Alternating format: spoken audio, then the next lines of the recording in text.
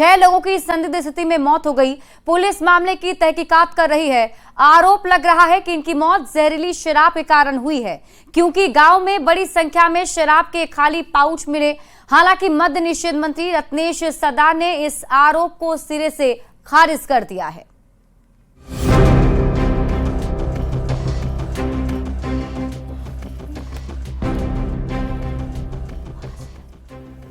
जमीन पर पड़े इन सफेद रंग के प्लास्टिक को गौर से देखिए। प्लास्टिक के इन छोटे पैकेट में मौत का सामान भरकर बेचा जाता है, जिसे देसी भाषा में लोग पाउच कहते हैं।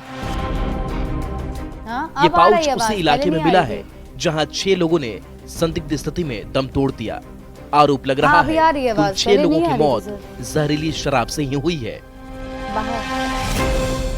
शराब एक भूत के जैसा है, दिखता कहीं नहीं है लेकिन बिकता है। गांव में चौकीदार है, चाहे लौरिया थाना के थाना प्रभारी या चौकीदार नहीं जानते हैं कि कहां शराब बिकता है कहां नहीं बिकता है। घटना लौरिया के मठिया गांव की है। मामले के सामने आने के बाद पुलिस लगातार एक्शन में है। जांच टीम गठित करने के साथ ही मेडिकल टीम को भी गांव में तैनात किया गया है। हालांकि पुलिस ने जहरीली शराब से मौत की पुष्टि नहीं की है। पूरे मामले पर मद्य निषेध मंत्री रत्नेश सदा का बयान भी सामने आया। उन्होंने दावा किया कि सभी की मौत ठंड से हुई, ना कि जहरीली शराब पीने से। 5 आदमी में 4 आदमी ठंड के कारण और कोई खटका होता है।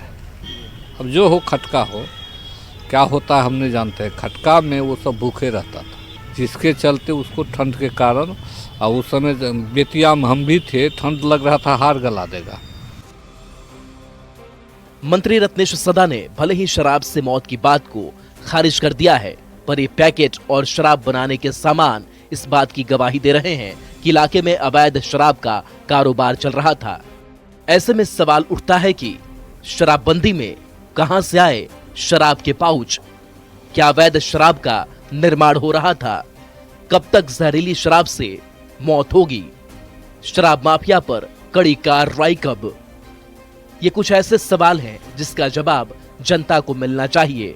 शराबबंदी होने के बावजूद अगर इस तरह शराब के कारोबार के सबूत मिलेंगे तो सवाल तो उठेंगे ही। बेतिया से संवाददाता मुन्ना राज की रिपोर्ट।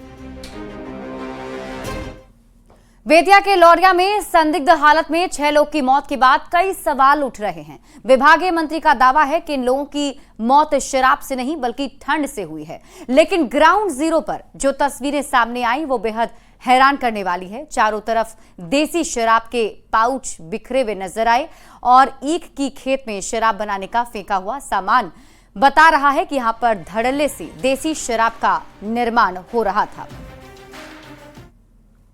है कि जो सीएस है, जो बेतिया के जो डॉक्टर के जो हेड होते हैं, उनका रिपोर्ट बताया है कि स्पष्ट 3 व्यक्ति का शराब पीने से मौत हुआ है, और प्रशासन फिर इसको लिपापोती में लग गई है कि नहीं 3 व्यक्ति नहीं 6 व्यक्ति का दूसरे कारण से मौत हुआ है, लेकिन उन्हीं लोगों में मतभेद के चल रहा है। लौरिया के मठिया गांव में 6 लोगों के संदिग्ध मौत के बाद हम लोगों ने रैपर दिखाने की कोशिश की, जहां गांव में शराब के रैपर बिखरे पड़े हैं, लेकिन एक एक्सक्लूसिव तस्वीर हम दिखाने की कोशिश कर रहे हैं। देखिए, जिस मोहल्ले में मौत हुई है और जिस मोहल्ले में रैपर मिले हैं, वहां देख सकते हैं वहां के खेतों के क्या नजारा है।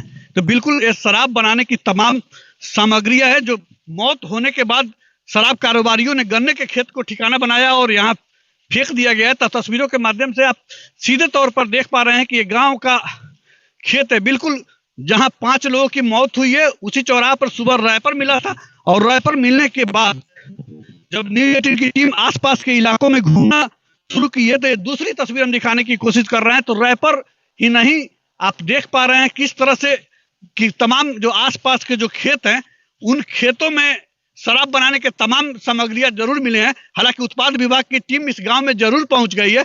अब देखना होगा कि जो शराब के रैपर और शराब बनाने की जो तमाम सामग्रियां मिल पा रही है, इसके बाद भी उत्पाद विभाग की टीम आगे क्या कार्रवाई कर पाती है। मुन्ना राज, न्यूज़ 18 मठिया।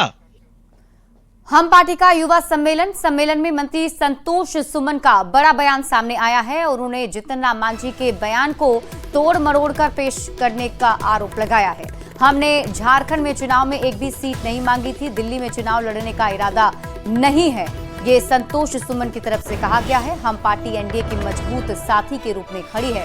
हम पार्टी को कम आंका नहीं जा रहा है। रोहिणी आचार्य की तरफ से ऑफर मिलने पर उन्होंने कहा कि हमें रोहिणी आचार्य ऑफर दे रही हैं, जिनके हाथ खुद खाली हैं, एक सीट के लिए संघर्ष कर रही हैं और हमें ऑफर दे रही हैं।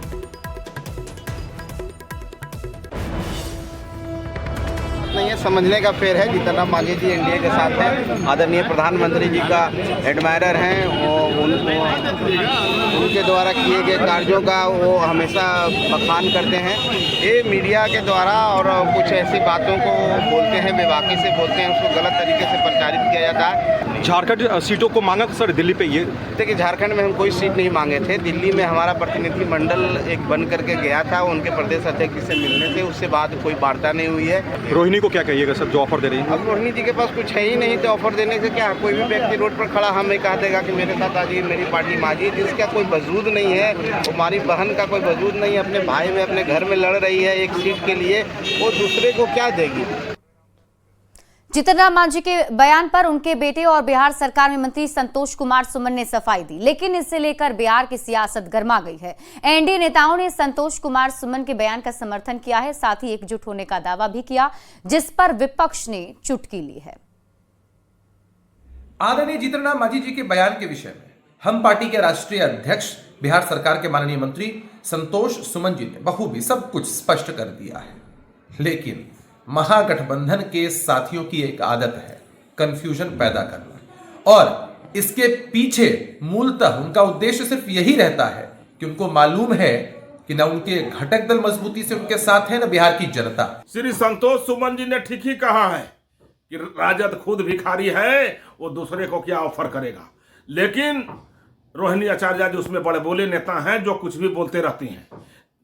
जीतन राम मांझी जी एनडीए के वरिष्ठ नेता हैं, बिहार के विकास के लिए, एनडीए के चट्टानी एकता के लिए, एनडीए के विकास के लिए रात दिन लगे रहते हैं। और भारतीय जनता पार्टी आप जैसे लोगों को राजनीतिक रूप से इस्तेमाल करती है, और इस्तेमाल करने के बाद आपको कहां पहुंचाने का काम किया है ये स्पष्ट रूप से दिखता है। पिता पुत्र में मैतक नहीं होना ही समझ में आता है कि राजनीति को आप लोगों ने सिर्फ अपने व्यक्तिगत आकांक्षा के लिए और व्यक्तिगत आकांक्षा की पूर्ति के लिए इस तरह का कार्य किया है। देखिए, संतोष जी बहुत समझदार व्यक्ति है। वो समझ रहे हैं कि अंततः बिहार के विधानसभा इलेक्शन में एनडीए उनकी क्या हाल कर देगी। उनका दर्द छलक रहा है, इसीलिए वो गुणगान गा रहे हैं। अपने पिताजी की बातों को भी वो सफाई देने में लग गए हैं। अरे भाई, आपको 1-2 सीट मिल जाए वही काफी है, और आप गुणगान गाते रहिए। वहीं नेता प्रतिपक्ष तेजस्वी यादव ने कहा है कि बिहार में डबल इंजन की सरकार पूरी तरह से फेल है। एक इंजन अपराध में और दूसरा भ्रष्टाचार में डूबा है। तेजस्वी यादव ने पूछा कि बिहार को विशेष पैकेज और विशेष राज्य का दर्जा कब मिलेगा। एक इंजन अपराध में है, एक इंजन भ्रष्टाचार में है। आप देखिएगा 11 साल केंद्र सरकार में एनडीए, 20 साल बिहार में, और कितना मौका मिलेगा। अब तक जो है बिहार को विशेष राज्य का दर्जा नहीं दिला पाए, विशेष पैकेज नहीं दिला पाए, बाढ़ के लिए कोई राहत नहीं दिया इन लोगों ने। बिहार के साथ सौतेला व्यवहार इन लोगों ने किया। पटना में 50वां अखिल भारतीय पीठासीन अधिकारी सम्मेलन हुआ, जिसका उद्घाटन लोकसभा के अध्यक्ष ओम बिरला ने किया। इस मौके पर बिहार विधानसभा के अध्यक्ष नंदकिशोर यादव, डिप्टी सीएम सम्राट चौधरी, राज्यसभा के उपसभापति हरिवंश ने भी संबोधित किया, जिसमें संसद और विधानसभा के सामने कई चुनौतियों का जिक्र किया गया है। सबने कहा कि हमारा प्रयास होना चाहिए कि सदन की कार्यवाही सुचारू रूप से चले और किसी तरह का व्यवधान नहीं हो। दिग्गजों ने बिहार की ऐतिहासिक धरोहर की भी खूब तारीफ की। आयोजन लोकतंत्र की मजबूती और जनप्रतिनिधियों के बीच संवाद और समन्वय को बढ़ावा देने के लिए किया जाता है। हमारे लोकतांत्रिक मूल्यों के संवर्धन में विधानसभा और विधान परिषदों की भूमिका अत्यंत महत्वपूर्ण है। यह सम्मेलन न केवल विचारों के आदान प्रदान का एक मंच है, बल्कि एक अवसर भी है कि हम अपने अनुभव साझा करें और संसदीय कार्यप्रणाली को और अधिक प्रभावशाली बनाने के उपायों पर चर्चा करें। चर्चा के माध्यम से हम विधानसभा में कानून तो लाते हैं, लेकिन उसके माध्यम से हम विधायकों को भी कई जगह पता नहीं होता है कि हम किस तरह के कानून ला रहे हैं। तो इस पर जरूर चर्चा करना चाहिए। आपके विधानसभा की जो आपकी पीठासीन पदाधिकारियों की बैठक होती है कि हम विधेयक के स्वरूप को क्या मैकेनिज्म लाए कि जो आम लोगों तक पहुंचाने में हम आसानी हो। दुनिया के इतिहास में जब भी लोकतांत्रिक मूल्यों या डेमोक्रेटिक वैल्यूज की चर्चा होती है तो उसमें सबसे पहले सुर्खियों में बिहार रहता है। हम याद रखें, यह धरती, यह मिट्टी सदियों सहस्त्राब्दियों से सभ्यता और संस्कृति और ज्ञान का पालना रही है, क्रेडल ऑफ सिविलाइजेशन। वैशाली लोकतंत्र गणराज, चाणक्य के सिद्धांत, सम्राट अशोक के नैतिक मूल्य, नैतिक शासन व्यवस्था, और इसी धरती से, चंपारण की धरती से महात्मा गांधी जी ने अहिंसा का संदेश दिया, अहिंसा की यात्रा की। ये धरती हम सबके लिए प्रेरणा की धरती है। चुनावी साल में नीतीश सरकार अपना आखिरी बजट पेश करने वाली है। खबर यह है कि बजट 3 लाख करोड़ से भी ज्यादा का होगा। विशेषज्ञ इसे विकसित बिहार के लिए अहम बता रहे हैं। तो 3 लाख करोड़ पार पर अब सियासत भी शुरू हो गई है।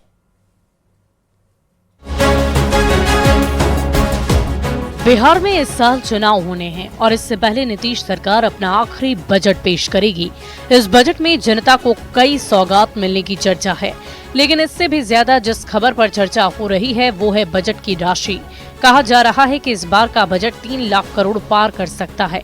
एनडीए के नेता इसे बढ़ते हुए बिहार का बजट बता रहे हैं।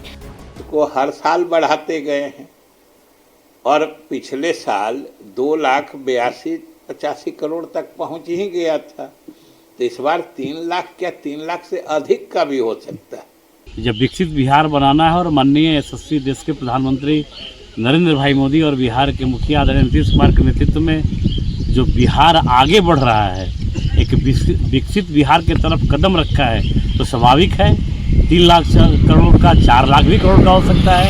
ये बिहारियों के लिए सौभाग्य की बात है।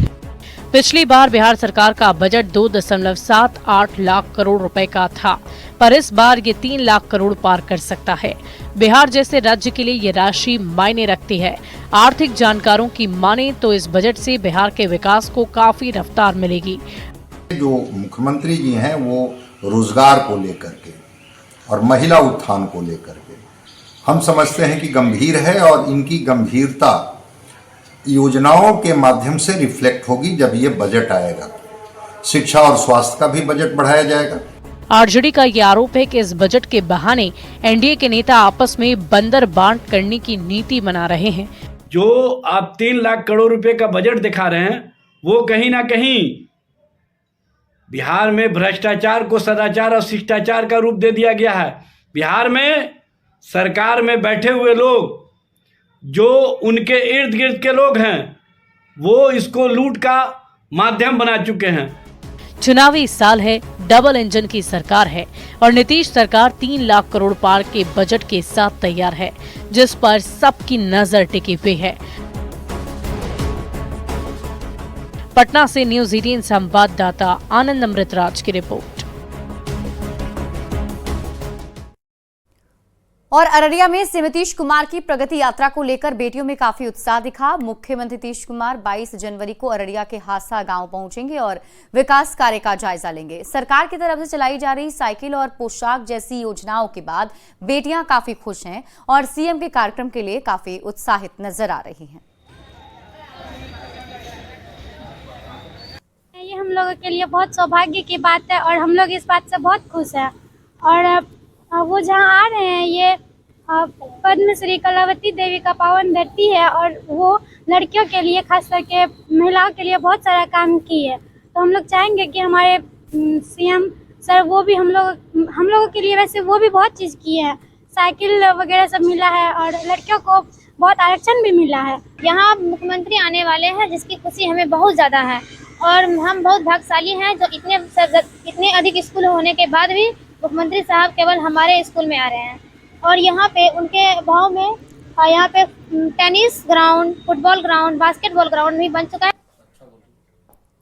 पशुपति पारस की लालू प्रसाद से मुलाकात के बाद उनके पाला बदलने की अटकलें काफी तेज हो गई है, जिस पर जेडीयू के मुख्य प्रवक्ता नीरज कुमार ने पशुपति पारस को नसीहत दी है कि वहां सिर्फ एक जगह नतमस्तक होने से कुछ नहीं होगा, क्योंकि आरजेडी में 5 से 6 लोग हैं जिनके सामने उन्हें दंडवत होना पड़ेगा। अब मुझे समझ में यही नहीं आता है कि पावर सेंटर को वो क्यों नहीं समझ पा रहे हैं। अरे लालू जी को तो निष्प्रभावी मान लिया गया है। लालू जी को तो उनके बेटे ही उनकी भावना को दरकिनार करते हैं। तो लालू जी के यहाँ गुहार लगा रहे, दे दो राम, दिला दो राम, देने वाला सीताराम। अरे भाई सीताराम वहाँ नहीं होना है। एक पिंडा को प्रणाम करने से कोई उपाय नहीं है। 5-6 पिंडा है राजनीति का, सब पर दंडवत बैठक करिए तब ये उपाय है। तब याचक को मन होगा तो याचना करिए। बिहार में जातीय गणना को फर्जी बताने वाले राहुल गांधी के बयान पर एनडीए की ओर से लगातार हमला जारी है। केंद्रीय मंत्री जीतन राम मांझी ने राहुल गांधी के इस बयान को बचकाना बता दिया और पूछा कि वे किस आधार पर जातीय गणना को फर्जी बता रहे हैं। पर इसको फर्जी मानते हैं। हम चाहते हैं गलतियां कहीं कुछ होती है, बावजूद उसके जब प्रधानमंत्री से हम लोग मिले थे तो प्रधानमंत्री ने साफ कहा था कि राज्य अपना जनगणना करा ले। तो नीतीश कुमार को धन्यवाद देते हैं कि सबसे पहला राज्य हुआ नीतीश कुमार का, उन्होंने जनगणना कराया है और जनगणना में देखा गया है। जातीय गणना की रिपोर्ट को फर्जी बताने के राहुल गांधी के बयान पर सियासत तेज है। जेडीयू ने प्रेस कॉन्फ्रेंस कर राहुल गांधी पर निशाना साधा। जेडीयू के मुख्य प्रवक्ता नीरज कुमार ने राहुल गांधी को बेचैन आत्मा बताया है। जेडीयू ने कहा कि बिहार के कांग्रेसियों को राहुल गांधी ने बेचारा बना दिया। जब जातीय गणना गलत है तो सर्वदलीय बैठक में क्यों भाग लिया।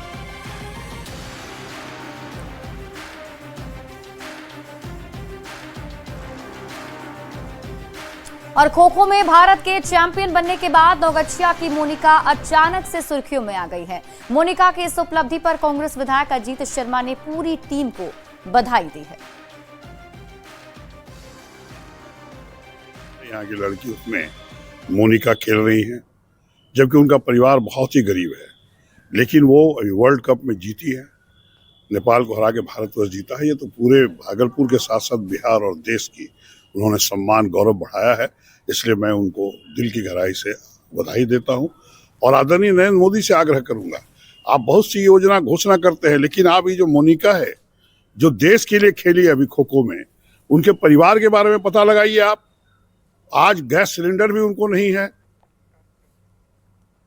छपरा नगर निगम में कचरा प्रबंधन के नाम पर बड़े पैमाने पर धांधली हो रही है। यहां शहर की सफाई व्यवस्था पहले से 4 गुना अधिक कीमत पर आकांक्षा एंटरप्राइजेज नाम के एनजीओ को सौंपी गई। इस एनजीओ के साथ हुए करार के मुताबिक वजन के हिसाब से कचरा को उठाना है, लेकिन डंपिंग साइट पर वजन मशीन बंद है और बिना वजन के ही कचरा को डंप किया जा रहा है। वार्ड पार्षदों का आरोप है कि जैसे तैसे बिल बनाकर पैसे की निकासी भी की जा रही है। कचरा वजन करके गिराना है तो फिर यहाँ बिना वजने के गिर रहा है। अरे बंद है, अभी नहीं है, वो ताला बंद है। और ये लोग संडे का भी वजन के हिसाब से ये लोग पैसा लेता है लोग। और ये हमेशा इसका मशीन भी देखिए रहे, इसके मशीन की स्थिति देख रहे हैं, वेट मशीन का ये अब बैठा हुआ है। तो बिना वजन के कचरा दे रहा था, हिसाब कैसे होता होगा? मान लीजिए कि क्या सिस्टम है? ये सिस्टम तो अब एनजीओ जाने कि किस सिस्टम से ये ले रहा है पैसा, लेकिन यहाँ पे बंदरबाट हो रहा है। हमने एनजीओ जो आकांक्षा एंटरप्राइजेज है, हमने उन्हें ये कार्य सौंपा है, लेकिन इस बात की हमें जानकारी नहीं है कि वहाँ बिना वजन के कचरा गिराया जा रहा है। और हमने वो टन के हिसाब से कचरा गिराने का वहाँ प्रबंध किया था और इस बारे में मुझे जानकारी नहीं है। इसके लिए मैं नगर आयुक्त से बात की जाऊंगी। ये अनियमितता बढ़ती जा रही है और इस पे कार्रवाई तुरंत की जाएगी और एजेंसी में भी इसके द्वारा कार्रवाई की जाएगी।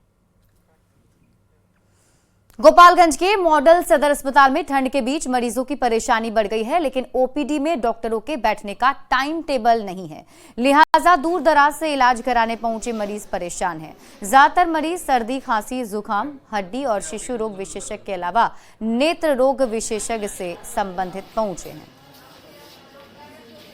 गोपालगंज में कड़ाके की ठंड पड़ रही है और इस ठंड में लोग बीमारियों के चपेट में आ रहे हैं। खासकर एलर्जी, सर्दी, खांसी और जुकाम के चपेट में आकर लोग सदर अस्पताल के ओपीडी में पहुंच रहे हैं, लेकिन ओपीडी में जो डॉक्टरों का टाइम टेबल है वो अभी भी सुधार नहीं हो सका है। डीएम प्रशांत कुमार सीएस के निरीक्षण के बाद भी डॉक्टरों का जो टाइम टेबल है वो अभी तक नहीं सुधर सका है। सुबह का वक्त है और इस वक्त तकरीबन 10:30 बज रहे हैं और अभी भी ओपीडी में कई ऐसे डॉक्टर हैं जो नदारत हैं। ये नेत्र रोग विभाग का कक्ष है और आप देख सकते हैं कि यहाँ पर नेत्र रोग विभाग के जो डॉक्टर हैं वो यहाँ नहीं है, उनकी कुर्सियाँ खाली पड़ी है। इसी तरह से ठीक बगल में जो ऑर्थो के चैम्बर है वह भी खाली पड़ा है। हाँ, मौसी को दिखाना है, अभी नहीं दिखा पाए? नहीं, अभी लाइन में खड़े हैं, अभी दिखाएंगे। हाँ, समय से आ गए थे? हाँ, क्या अच्छा से परेशानी यही है मेरी मौसी जी का थोड़ा सर में दर्द रहता है हमेशा, यही दिखाने हैं। दर्द बात है या जान बुझे चलल नहीं खे जा, उठल बैठल नहीं खे जा। तो डॉक्टर से दिखा गए बनी? हाँ, दिखा लेनी ना अभी ना, लाइन में लागल बनी। लाइन में लागल बनी। चिकित्सक लोग शुरू से ही कभी भी ओपीडी में समय से नहीं बैठते हैं। आज जो है हम लोग देखें तो केवल 2 आई टेक्नीशियन और 1 मेडिसिन में विमान केसरी 9:30 बजे ओपीडी में बैठ कर के इलाज कर रहे थे। बाकी सभी चिकित्सक ओपीडी से आज अनुपस्थित रहे हैं। हमेशा मीडिया में खबर चलती है कि चिकित्सक जो है 11 बजे तक, 12 बजे तक, 1 बजे तक ओपीडी में नहीं बैठ रहे हैं, इलाज नहीं कर रहे हैं। तमाम मरीज हैं जो डॉक्टर से दिखाने के लिए पहुंचे हैं। इसमें ज़्यादातर लोग सर्दी, खांसी, जुकाम और हड्डी रोग विशेषज्ञ से दिखाने के लिए पहुंचे, लेकिन जो डॉक्टर हैं वो कई डॉक्टर ओपीडी में नहीं पहुंच सके हैं अभी भी। इस वजह से मरीजों की जो परेशानी है वो बढ़ती हुई नज़र आ रही है। हालांकि सिविल सर्जन ने इस मामले में गंभीरता से लिया और कहा है कि जो भी डॉक्टर टाइम टेबल से नहीं आ रहा है उन पर लगातार कार्रवाई की जा रही है। देखने वाली बात होगी कि अस्पतालों की व्यवस्था में कब तक सुधार हो पाती है और डॉक्टर टाइम टेबल से अपनी ड्यूटी पर पहुंच पाते हैं। गोविंद कुमार, न्यूज 18, गोपालगंज। बस इतना ही। आप देखते रहिए न्यूज 18 बिहार झारखंड।